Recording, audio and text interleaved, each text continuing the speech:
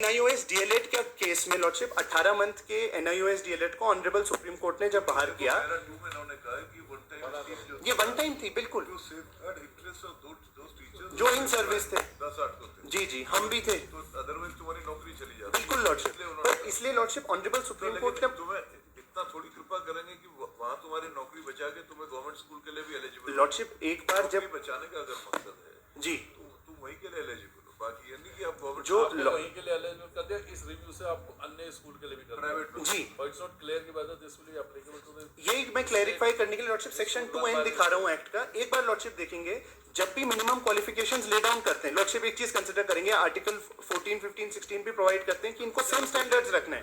Lordship एक चीज consider करेंगे, लॉर्डशिप एक चीज कंसिडर करेंगे, एक सबमिशन है बिल्कुल लॉर्डशिप, तो एक सबमिशन लॉर्डशिप कंसिडर कर ली lordship, just one submission. Lordship section 2N जो मिनिमम क्वालिफिकेशन ले डाउन करता है और स्कूल को डिफाइन करता है, it includes both private and public schools, same all schools are covered by same minimum qualification.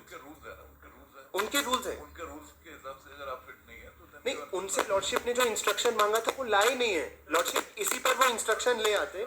इन्होंने इंस्ट्रक्शन मांगा था लॉर्डशिप ने कि क्या जो पार्लियामेंट्री अमेंडमेंट्स हैं वो कवर्ड है या नहीं, उसी में लिखा हुआ है।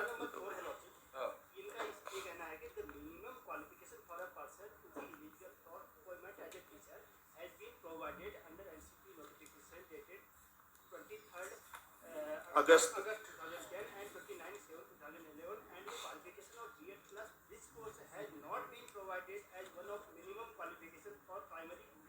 असिस्टेंट टीचर, ये तो तुम्हारे खिलाफ जा रहा है। जो नहीं ये गलत है ना लॉर्डशिप,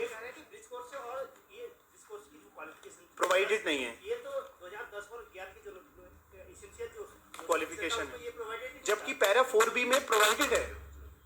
लॉर्डशिप वो इतना क्लैरिफाई कर देते, अगर लॉर्डशिप इतना ही क्लैरिफाई कर देते कि क्या पार्लियामेंट्री अमेंडमेंट से ये कवर्ड है। petitioners were appointed in in different private schools.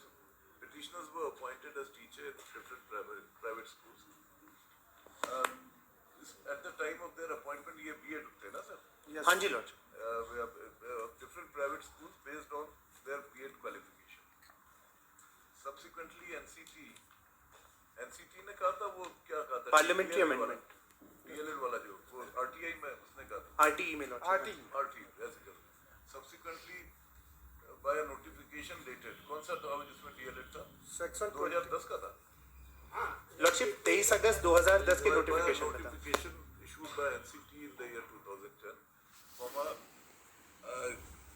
DLED था ना? DLED is the qualification. DLED was declared to be the only qualification necessary for appointment as assistant teacher in primary schools, first of, and B.Ed was held to be not sufficient for such appointment. On account of the notification issued by NCT,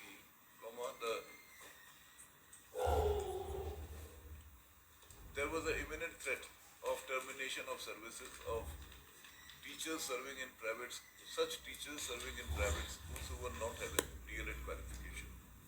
Therefore, to protect the interest of such persons या such teachers, ये किसने bridge course वाला किसने निकाला?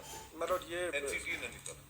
NCT ने recognise किया, NIOS ने को ऑथराइज किया, Ministry of human resources, ministry of education, Central Government हाँ central government, came out with a notification. कब? Dated 17 October 2017। Notification date on 17 October 2017. Lordship NCT recognized on 22/9/17। Was, came out with a notification which provided that anyone who has completed 6 months bridge course, anyone with B.Ed qualification who has completed bridge course of 6 months duration, his employment, his appointment as teacher will not be disturbed. Lordship till 31 मार्च 19 ये date. Petitioners are all the petitioners completed bridge course in the light of section 23 of RT. RT है। yeah